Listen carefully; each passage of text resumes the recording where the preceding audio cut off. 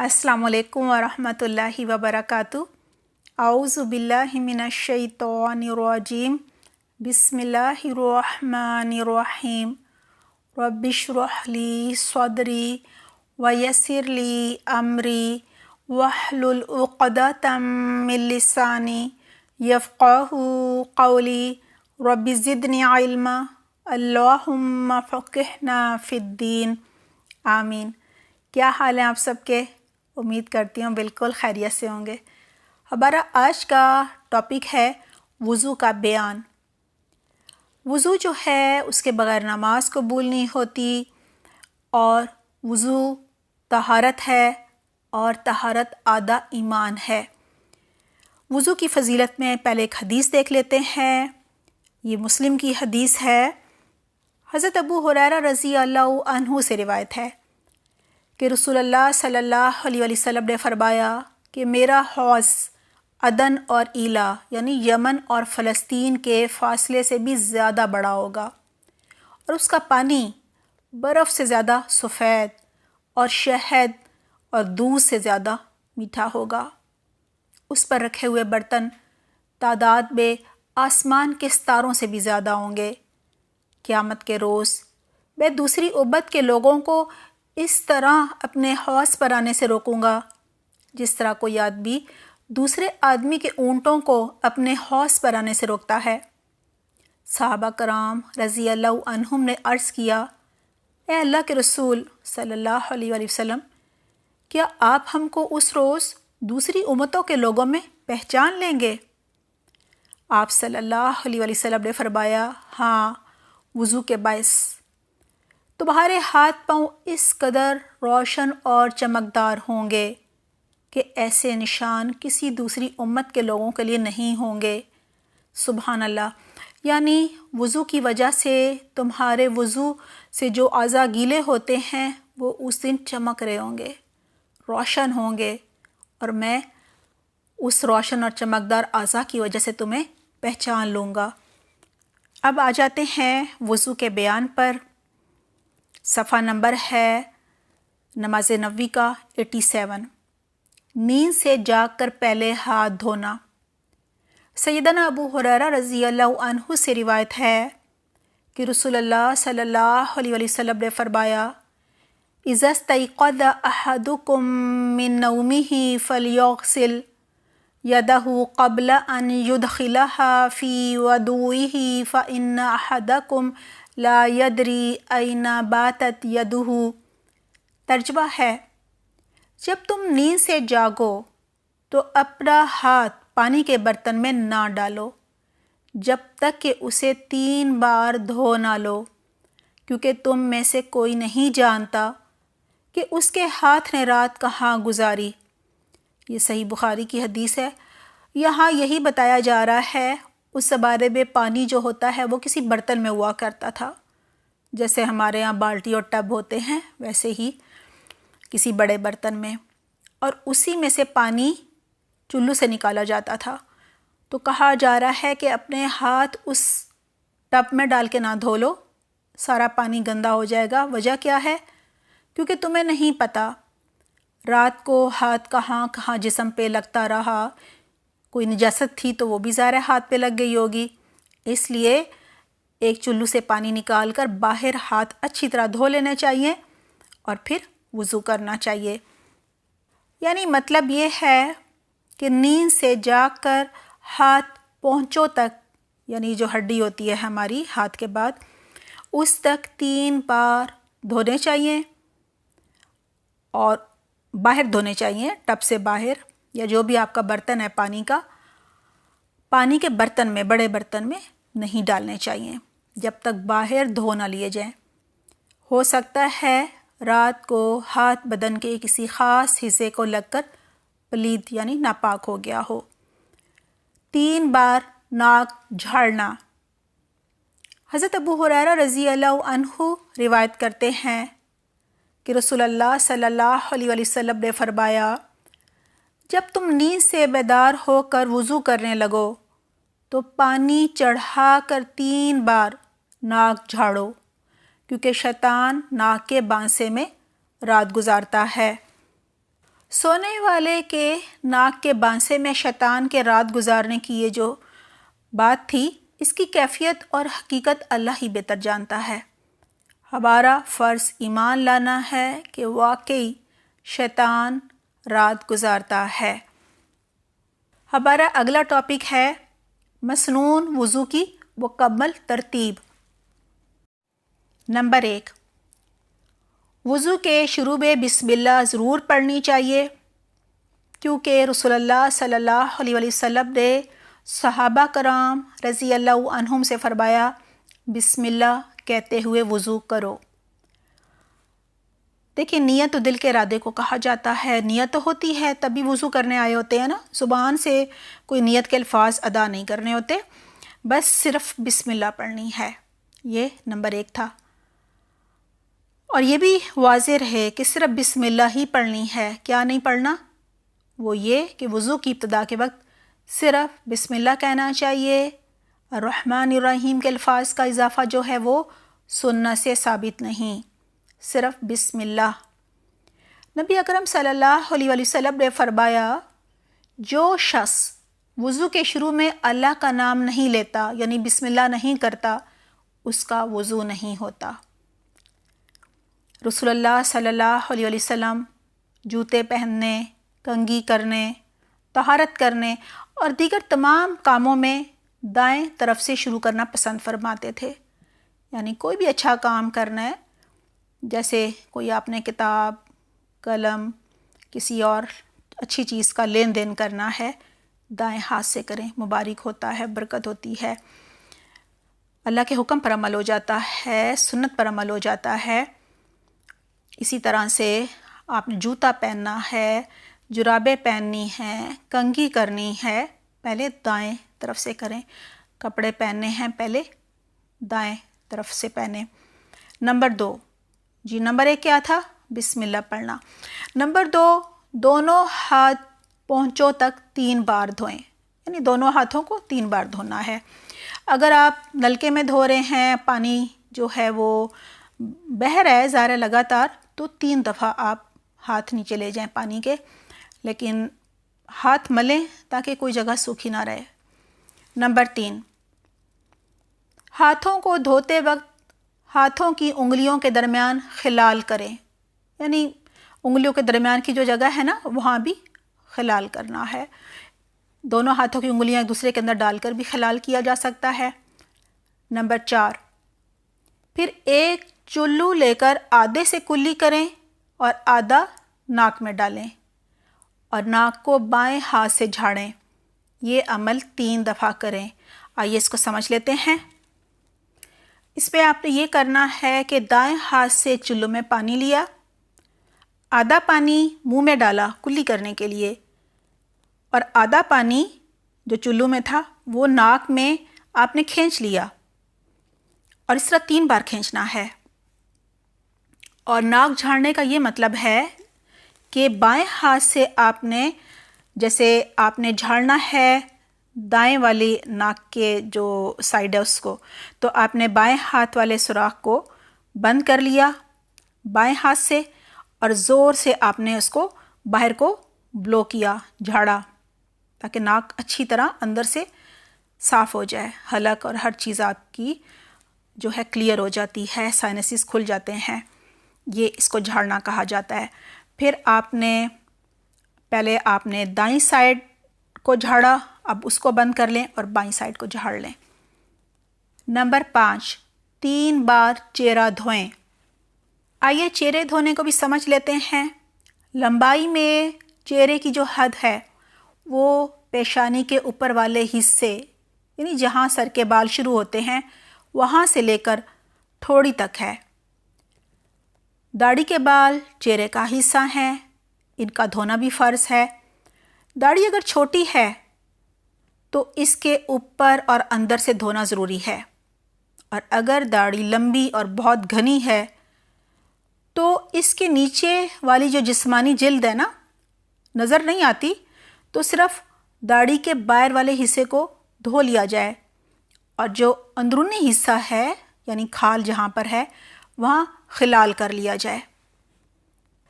چہرے کی چوڑائی کی حد ایک کان سے دوسرے کان تک ہے۔ کان جو ہے وہ سر کا حصہ ہیں، ان پر سر کی طرح مسح ہوگا، اس پر بھی بات ہوگی۔ ہمارا چھٹا پوائنٹ یہی ہے کہ ایک چلو لے کر اسے تھوڑی کے نیچے داخل کر کے داڑھی کا خلال کریں۔ نمبر 7، پھر دایاں ہاتھ کونی سمیت 3 بار دھوئیں، پھر بایاں ہاتھ بھی کونی سمیت 3 بار دھوئیں، یعنی اپنے ہاتھوں کو ناخنوں سے لے کر کوہنیوں سمیت 3 بار دھونا ہے، کونیاں بھی شامل ہیں۔ اگر کسی کے ہاتھوں پر آٹا، بٹی یا نیل پالش وغیرہ لگی ہو یا کوئی پینٹ لگا ہو تو پہلے اسے اتارنا ہے تاکہ پانی جو ہے وہ اعضاء کی جلد تک پہنچ سکے۔ نمبر 8، پھر سر کا مسح کریں۔ دونوں ہاتھ سر کے اگلے حصے سے شروع کر کے گدی تک پیچھے لے جائیں، پھر پیچھے سے آگے اسی جگہ لے آئیں جہاں سے بسا شروع کیا تھا۔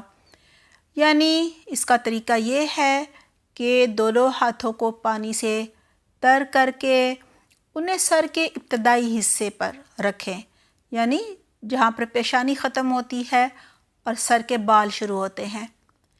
پھر انہیں سر پر گزار کر، یعنی ہاتھ سر پر پھیرتے ہوئے گدی تک لے جائیں، پھر ان ہاتھوں کو اسی طرح اس جگہ واپس لے آئیں جہاں سے مسح شروع کیا تھا۔ آپ نے سر کا مسح ایک دفعہ کرنا ہے۔ نمبر 9، پھر کانوں کا مسح اس طرح کریں کہ شہادت کی انگلیاں دونوں کانوں کے سوراخوں میں داخل کر کے اندرونی جانب سے گزار کر کانوں کی پشت پر انگوٹھوں کے ساتھ مسح کریں۔ اس کو بھی سمجھ لیجئے۔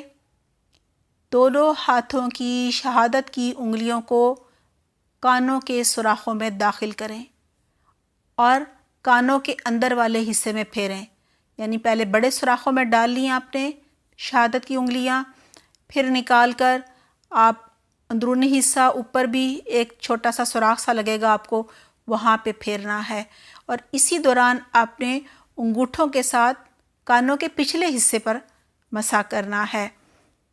نمبر 10، پھر دایاں پاؤں ٹخنوں سمیت 3 بار دھوئیں اور پھر بایاں پاؤں بھی ٹخنوں سمیت 3 بار دھوئیں۔ جب بھی وضو کریں تو ہاتھوں اور پاؤں کی انگلیوں کا خلال کریں۔ اگر کسی شخص کا ہاتھ یا پاؤں کٹا ہوا ہو تو وہ ہاتھ یا پاؤں کا جو باقی حصہ ہے اسے دھو لے، اور اگر اس کا ہاتھ کونی تک کٹا ہوا ہے تو بازو کا جو اگلا حصہ ہے یعنی کونی سے پہلے والا وہ دھو لے۔ اسی طرح اگر کسی کا پاؤں ٹخنے تک کٹ چکا ہے تو وہ پنڈلی کا ابتدائی حصہ دھو لے، کیونکہ اللہ سبحانہ تعالیٰ کا ارشاد ہے فَاتَّقُوا اللَّهَ مَا اسْتَطَعْتُمْ، بس اللہ تعالیٰ سے حسب طاقت ڈرو۔ اور رسول اللہ صلی اللہ علیہ وسلم کا فرمان ہے جب میں تمہیں کسی بات کا حکم دوں تو حسب طاقت اس پر عمل کرو۔ لہٰذا ایک معذور شخص جب بتائے گئے طریقے سے اپنے اعضاء دھو لے گا تو اس نے حسب طاقت حکم پر عمل کر لیا۔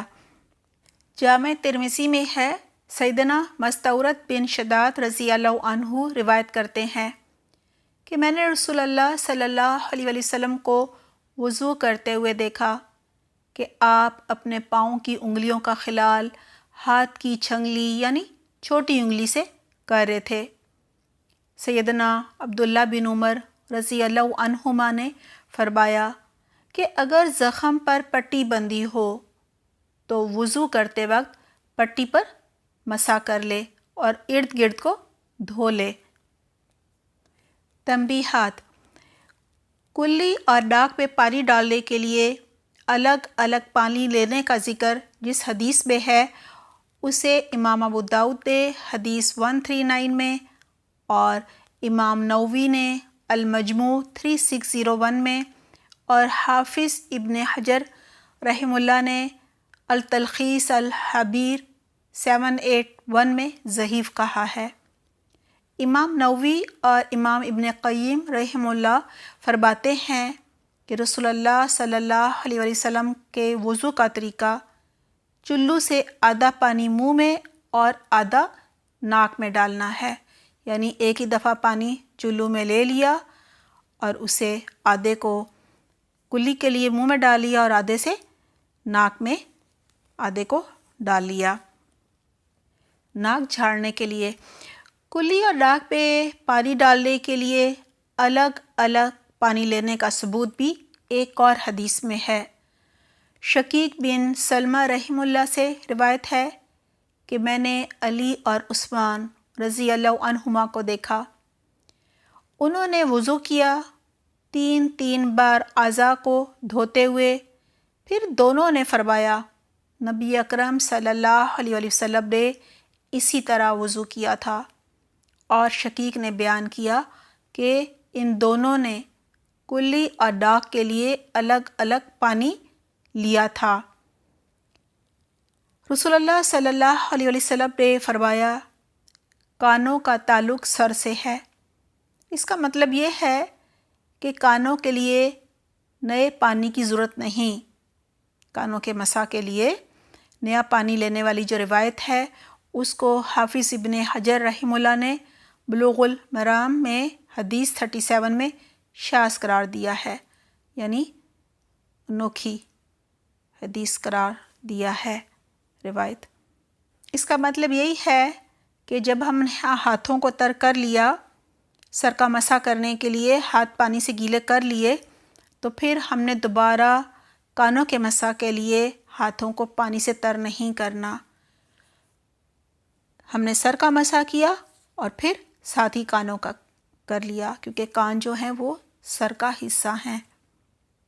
حافظ ابن قیم رحمہ اللہ فرماتے ہیں کہ گدی کے نیچے گردن کے الگ مسح کے بارے میں قطعاً کوئی حدیث نہیں ہے۔ گردن کے مسح کی روایت جو ہے اس کے متعلق امام نووی فرماتے ہیں یہ حدیث بالاتفاق ضعیف ہے، یعنی سب کا اس بات پر اتفاق ہے کہ یہ حدیث ہے، گردن کا مسح نہیں ہوتا، وہ مسنون نہیں ہے۔ وضو کے بعد کی مسنون دعائیں۔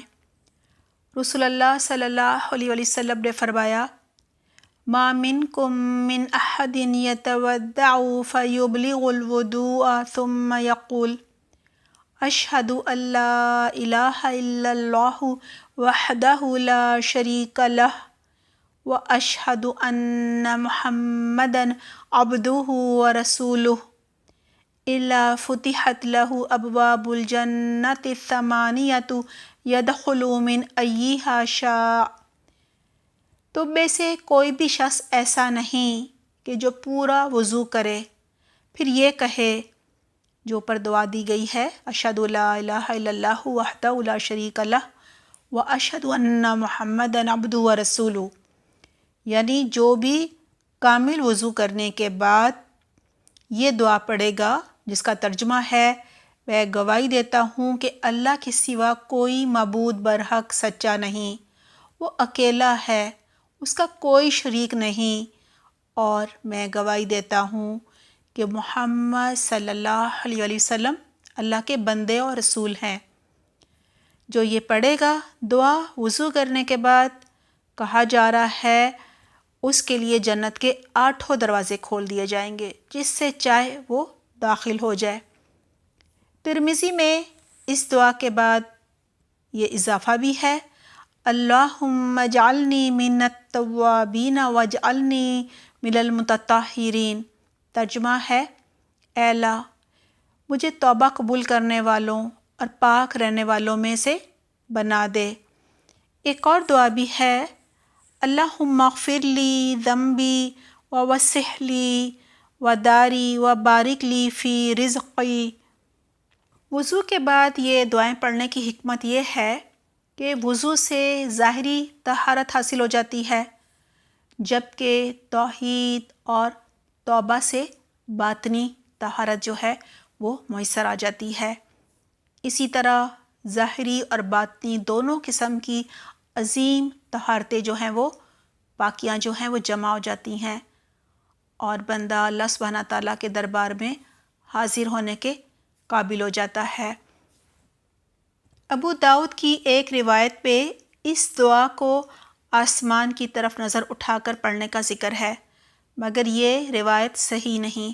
اس میں ابو عقیل کا چچا زاد بھائی جو ہے وہ مجہول ہے۔ وضو کے بعد یہ دعا بھی پڑھیں، سبحانک اللہم و بحمدک اشہد ان لا الہ الا انت استغفرک و اتوب الیک۔ ترجمہ ہے، اے اللہ تو اپنی تمام تر تعریف کے ساتھ ہر عیب سے پاک ہے، میں گواہی دیتا ہوں کہ تیرے سوا کوئی سچا معبود نہیں، میں تجھ سے بخشش مانگتا ہوں اور تیرے حضور توبہ کرتا ہوں۔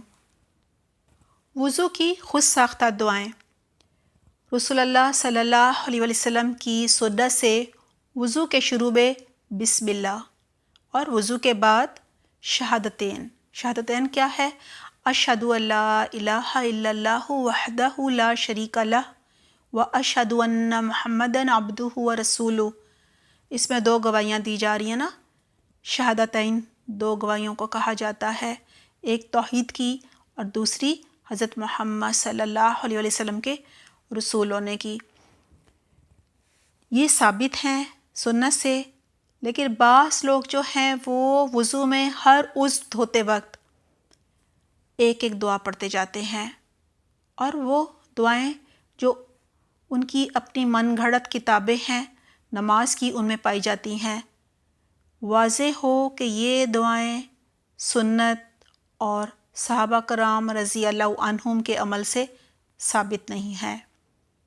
اللہ سبحانہ تعالیٰ نے جب اپنے رسول اکرم صلی اللہ علیہ وسلم پر دین مکمل کر دیا تو پھر دینی اور شرعی امور میں کمی بیشی کرنا کسی امتی کے لیے ہرگز جائز نہیں، کہ دین تو مکمل ہو گیا، آپ صلی اللہ علیہ وسلم نے یہ کام کر دیا، اب اس میں کسی قسم کا اضافہ یا کوئی کمی نہیں کی جا سکتی۔ امام نووی اور حافظ ابن قیم رحم اللہ فرماتے ہیں، ہر عضو کے لیے مخصوص اذکار کے بارے میں رسول اللہ صلی اللہ علیہ وسلم سے کوئی چیز ثابت نہیں، یعنی یہ ان کا من گھڑت عمل ہوتا ہے۔ وضو کے دیگر مسائل۔ احادیث میں وضو کے اعضاء کو دو دو بار اور ایک ایک بار دھونے کا ذکر بھی آیا ہے، یعنی دو بار دھویا جائے یا ایک بار، لیکن نبی اکرم صلی اللہ علیہ وسلم اور صحابہ کرام رضی اللہ عنہم کا اکثر عمل 3 بار دھونے پر رہا ہے۔ ابن حزم رحم اللہ فرماتے ہیں کہ سب علماء کا اتفاق ہے کہ اعضاء کا ایک ایک بار دھونا بھی کافی ہے، یعنی دین میں سہولت و رخصت دی گئی ہے، اگر پانی کم ہے تو ایک ایک دفعہ بھی دھویا جا سکتا ہے، یعنی ایک دفعہ دھونے سے بھی وضو تو ہو جائے گا، لیکن 3 دفعہ دھونا جو ہے وہ افضل ہے، اور 3 بار سے زیادہ دفعہ دھونا وہ اسراف ہو جائے گا۔ ایک اعرابی نے رسول اللہ صلی اللہ علیہ وسلم کی خدمت میں حاضر ہو کر وضو کی کیفیت دریافت کی، تو آپ صلی اللہ علیہ وسلم نے اسے اعضاء کا 3 بار دھونا سکھایا اور فرمایا، اس طرح کامل یعنی مکمل وضو کرو۔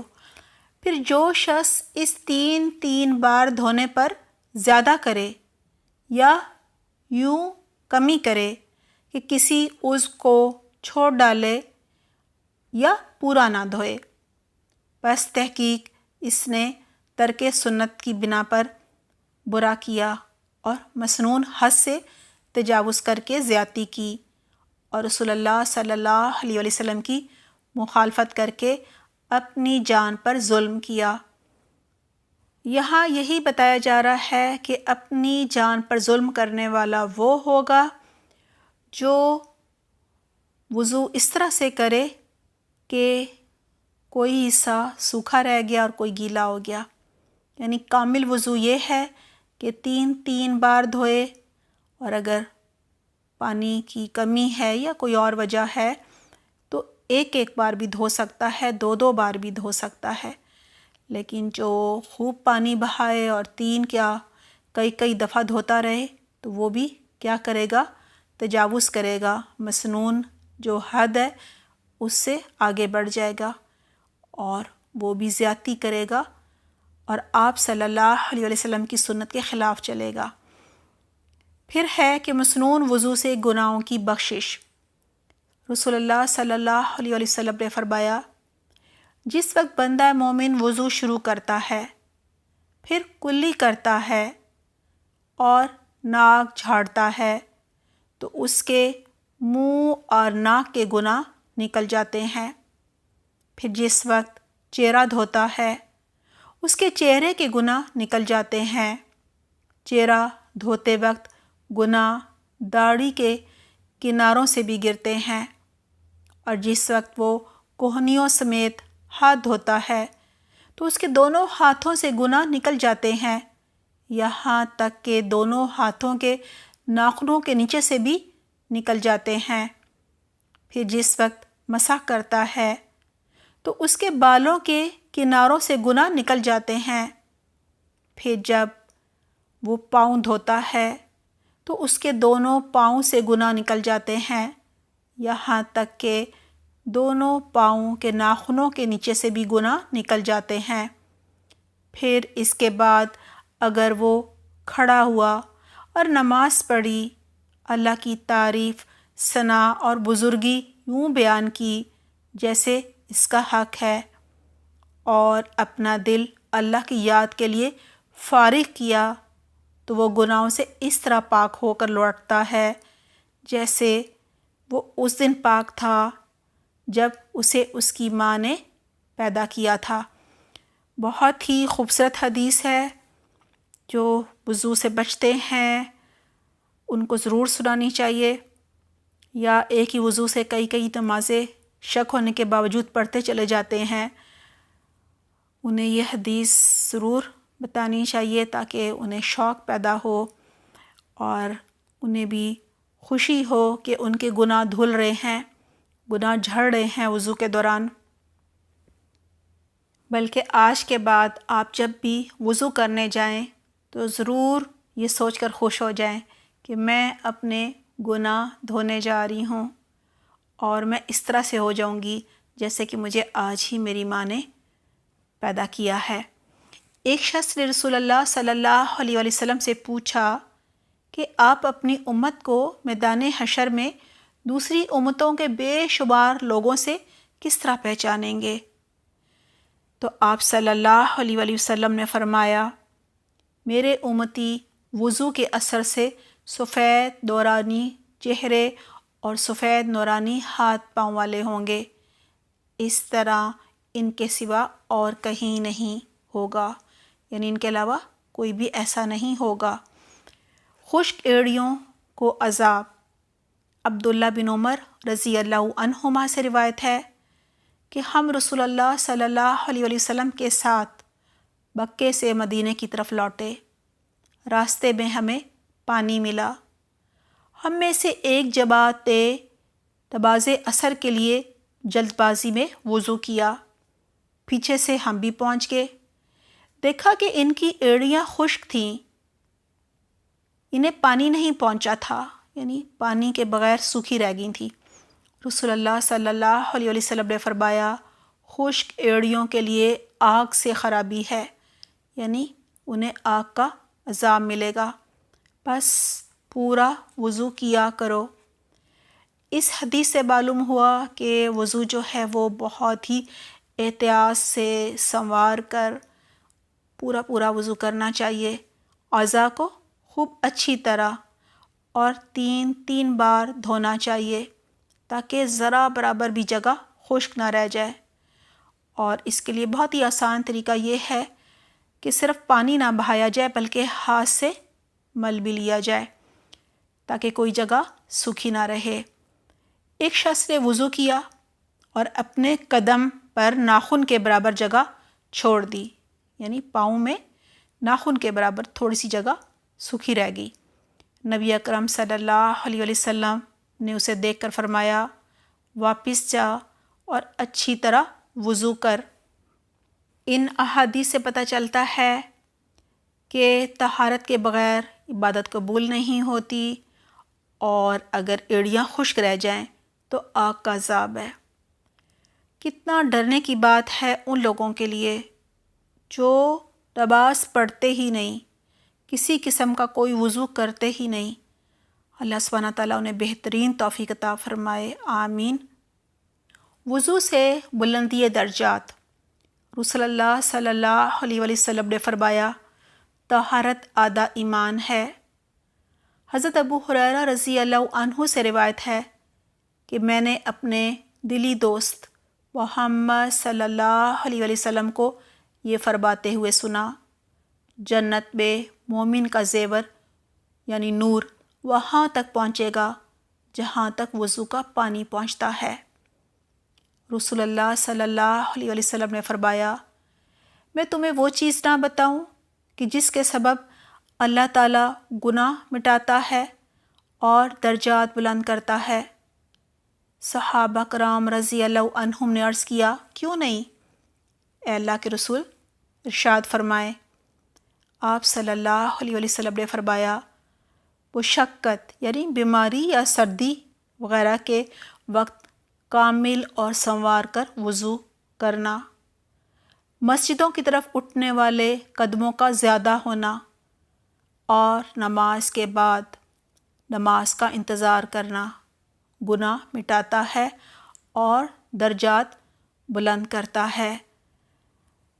اگر کوئی مشقت سے وضو کرے گا بیماری کی وجہ سے یا سردی کی وجہ سے، اور وضو بھی کامل کرے گا، اور مسجد گاڑی میں نہیں جائے گا اگر بہت دور نہیں ہے تو جتنے قدم زیادہ ہوں گے اتنا ہی اجر زیادہ ہوگا، اور وہ ایک نماز پڑھنے کے بعد اگلی نماز کا انتظار کرے گا، تو ایسے شخص کے لیے کیا خوشخبری ہے کہ اس کے گناہ مٹ جائیں گے اور درجات جو ہیں وہ بلند ہو جائیں گے۔ تحیۃ الوضو پڑھنے کی فضیلت۔ رسول اللہ صلی اللہ علیہ وسلم نے فرمایا جو شخص وضو کرے اور خوب سنوار کر اچھا یعنی کامل وضو کرے، پھر کھڑا ہو کر دل اور چہرے سے یعنی ظاہری اور باطنی طور پر متوجہ ہو کر 2 رکعت نفل نماز ادا کرے تو اس کے لیے جنت واجب ہو جاتی ہے۔ سبحان اللہ۔ لیکن یہ تازہ وضو کے لیے ہے۔ جب آپ نے وضو کیا تو اس کے فوراً بعد، یہ نہیں کہ آپ نے ایک نماز پڑھی اور دوسری نماز کے لیے پھر آپ تحیۃ الوضو پڑھ رہے ہیں، اس کے لیے پھر آپ کو وضو کرنا ہوگا۔ حضرت ابو ہریرہ رضی اللہ عنہ بیان کرتے ہیں کہ رسول اللہ صلی اللہ علیہ وسلم نے نماز فجر کے وقت حضرت بلال رضی اللہ عنہ سے فرمایا اے بلال، میرے سامنے اپنا وہ عمل بیان کرو جو تم نے اسلام میں کیا یعنی اسلام لانے کے بعد، اور جس پر تمہیں ثواب کی بہت زیادہ امید ہے، کیونکہ میں نے اپنے آگے جنت میں تمہارے جوتوں کی آواز سنی ہے۔ حضرت بلال رضی اللہ عنہ نے عرض کیا میرے نزدیک جس عمل پر مجھے ثواب کی بہت زیادہ امید ہے وہ یہ ہے کہ میں نے رات یا دن میں جب بھی وضو کیا تو وضو کے ساتھ جس قدر نفل نماز میرے مقدر میں تھی ضرور پڑھی، ہر وضو کے بعد نوافل پڑھے۔ یہاں یہ بھی پتہ چلتا ہے کہ صرف 2 نہیں پڑھے، کتنے پڑھے یہ تو انہوں نے نہیں بتایا، لیکن زیادہ بھی پڑھے جا سکتے ہیں۔ ایک وضو سے کئی نمازیں ادا کرنا۔ حضرت بریدہ رضی اللہ عنہ سے روایت ہے کہ فتح مکہ کے دن رسول اللہ صلی اللہ علیہ وسلم نے کئی نمازیں ایک وضو سے پڑھی اور موزوں پر مسح بھی کیا۔ حضرت عمر رضی اللہ عنہ نے عرض کیا اے اللہ کے رسول صلی اللہ علیہ وسلم، آج آپ نے وہ کام کیا جو آپ پہلے نہیں کیا کرتے تھے۔ آپ صلی اللہ علیہ وسلم نے فرمایا اے عمر، میں نے ایسا جان بوجھ کر کیا ہے تاکہ لوگوں کو ایک وضو سے کئی نمازیں پڑھنے کا جواز معلوم ہو جائے، یعنی ہماری سہولت کے لیے انہوں نے ایسا کیا تھا۔ معلوم ہوا کہ وضو قائم ہونے کی صورت میں ہر نماز کے لیے وضو فرض نہیں بلکہ افضل ہے۔ دودھ پینے سے کلی کرنا۔ بے شک رسول اللہ صلی اللہ علیہ وسلم نے دودھ پیا، پھر کلی کی اور فرمایا اس میں چکنائی ہے، یعنی یہ نہیں کہا کہ دودھ سے وضو ٹوٹ جاتا ہے، وضو نہیں ٹوٹتا۔ آپ صلی اللہ علیہ وسلم نے بکری کا شانہ کھایا، اس کے بعد نماز پڑھی اور دوبارہ وضو نہ کیا۔ آپ صلی اللہ علیہ وسلم نے ستو کھائے، پھر کلی کر کے نماز پڑھی اور وضو نہیں کیا۔ موزوں وغیرہ پر مسح کے متعلق احکام و مسائل۔ موزوں سے مراد نرم چمڑے کی جرابیں ہیں۔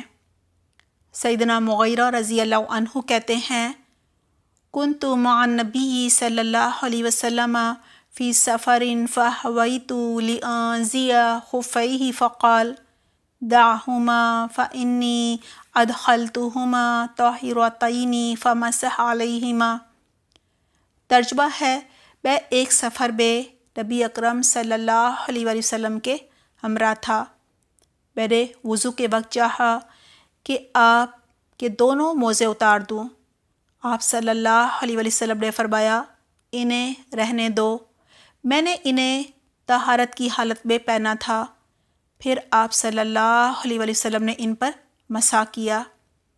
شریح بن ہانی رحمہ اللہ فرماتے ہیں، میں نے سیدنا علی رضی اللہ عنہ سے موزوں پر مسح کرنے کی مدت کے متعلق پوچھا تو سیدنا علی رضی اللہ عنہ نے فرمایا، رسول اللہ صلی اللہ علیہ وسلم نے مسافر کے لیے مسح کی مدت 3 دن رات اور مقیم کے لیے یعنی گھر میں رہنے والے کے لیے 1 دن رات مقرر فرمائی ہے۔ یعنی اگر کوئی سفر کر رہا ہے تو 3 دن رات تک وہ مسح کر سکتا ہے، اور گھر میں رہنے والا 1 دن رات یعنی 24 گھنٹے۔ سیدنا صفوان بن عسال رضی اللہ عنہ کہتے ہیں کہ حالت سفر میں رسول اللہ صلی اللہ علیہ وسلم ہمیں حکم دیتے کہ ہم اپنے موزے 3 دن اور 3 راتوں تک بہانہ پیشاب یا سونے کی وجہ سے نہ اتاریں بلکہ ان پر مسح کریں۔ ہاں، جنابت کی صورت میں موزے اتارنے کا حکم دیتے کیونکہ اس میں غسل جو ہے وہ فرض ہو جاتا ہے۔ اس وجہ سے اس حدیث سے معلوم ہوا کہ جنبی ہونا مسح کی مدت کو ختم کر دیتا ہے، لہٰذا غسل جنابت میں موزے اتارنا جو ہے وہ لازم ہوتا ہے۔ البتہ بول و براز اور نیند کے بعد موزے نہ اتارے جائیں بلکہ کیا کیا جائے؟ مسح کیا جائے۔ اگر مقیم ہے تو 1 دن تک ایسا کر سکتا ہے، 1 دن رات، اور اگر مسافر ہے تو 3 دن رات تک۔ جرابوں پر مسح کرنے کا بیان۔ سیدنا ثوبان رضی اللہ عنہ روایت کرتے ہیں، امرہم ان یمسحوا علی العصائب والتساخین۔ رسول اللہ صلی اللہ علیہ وسلم نے وضو کرتے وقت صحابہ کو پگڑیوں اور جرابوں پر مسح کرنے کا حکم دیا۔ صحابہ رضی اللہ عنہم کا جرابوں پر مسح کرنا۔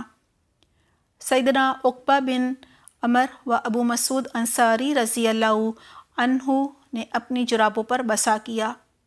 سیدنا عمر بن حریث رضی اللہ عنہ فرماتے ہیں کہ سیدنا علی رضی اللہ عنہ نے پیشاب کیا، پھر وضو کرتے ہوئے آپ نے اپنی جرابوں پر جو جوتوں چپلوں میں تھی مسح کیا۔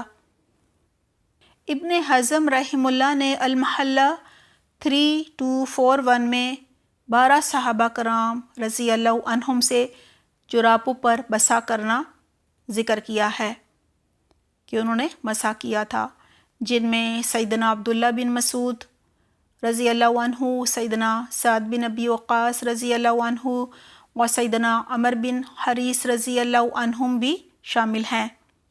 اسی طرح سیدنا سہیل بن سعد رضی اللہ عنہ جرابوں پر بسا کیا کرتے تھے۔ سیدنا ابو امامہ رضی اللہ عنہ بھی جرابوں پر بسا کیا کرتے تھے۔ ابن قدامہ کہتے ہیں صحابہ کرام رضی اللہ عنہم کا جرابوں پر بسا کے جواز پر اجماع ہے، یعنی سب اس کو مانتے ہیں، سب متفق ہیں۔ لغت عرب جورب کے معنی۔ عربی لغت پہ معتبر کتاب قاموس 461 میں ہے، ہر وہ چیز جو پاؤں میں پہنی جائے جورب یعنی جراب کہلاتی ہے۔ تاج العروس میں ہے، جو چیز لفافے کی طرح پاؤں پر پہن لی جائے، پاؤں میں چڑھا لی جائے، وہ جورب ہے۔ علامہ عینی لکھتے ہیں کہ جورب بٹے ہوئے اون سے بنائی جاتی ہے اور پاؤں میں ٹخنے سے اوپر تک پہنی جاتی ہے، یعنی ٹخنا چھپا ہوتا ہے۔ عرضۃ العواضی میں شارح حدیث امام ابوبکر ابن العربی رحمہ اللہ تحریر فرماتے ہیں، جورب وہ چیز ہے جو پاؤں ڈھانپنے کے لیے اون سے بنائی جاتی ہے۔ عمدۃ الرعایہ میں ہے، جرابیں روئی یعنی سوت کی ہوتی ہیں اور بالوں کی بھی بنتی ہیں۔ غایۃ المقصود میں ہے کہ جرابیں چمڑے کی، صوف کی اور سوت کی بھی ہوتی ہیں، سوتی۔ پس ثابت ہوا جورب لفافے یا لباس کو کہتے ہیں۔ وہ لباس خواہ چرمی یعنی کھال کا ہو، سوتی ہو یا اونی ہو، ہم اس پر مسح کر سکتے ہیں۔ یعنی جراب موٹی ہو باریک ہو اس سے فرق نہیں پڑتا، سوراخ نہیں ہونا چاہیے، پھٹی ہوئی نہیں ہونی چاہیے، بڑے بڑے سوراخوں کی جالی والی نہیں ہونی چاہیے۔ پگڑی پر بسا۔ سیدنا عمر بن امیہ رضی اللہ عنہ روایت کرتے ہیں کہ رسول اللہ صلی اللہ علیہ وسلم نے پگڑی پر مسح فرمایا۔ اسی طرح حضرت بلال رضی اللہ عنہ بیان کرتے ہیں کہ رسول اللہ صلی اللہ علیہ وسلم نے پگڑی پر مسح کیا، لیکن چادر، دوپٹے یا سکارف پر مسح کرنے کی ہمیں کوئی دلیل نہیں ملتی، لہٰذا سکارف پر مسح نہیں کیا جا سکتا۔ اس کے لیے آپ ایسے کر سکتے ہیں کہ تھوڑا سا آگے کو آپ ماتھے پر سے اس کو آگے منہ پر لے آئیں، وہ ڈھیلا ہو جائے گا تو پیچھے سے ہاتھ ڈال کے آپ مسح کر سکتے ہیں۔ الحمدللہ ہمارا ٹاپک وضو کا بیان جو ہے مکمل ہو گیا۔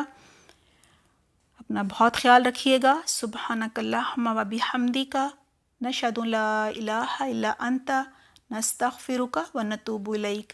والسلام علیکم ورحمۃ اللہ وبرکاتہ۔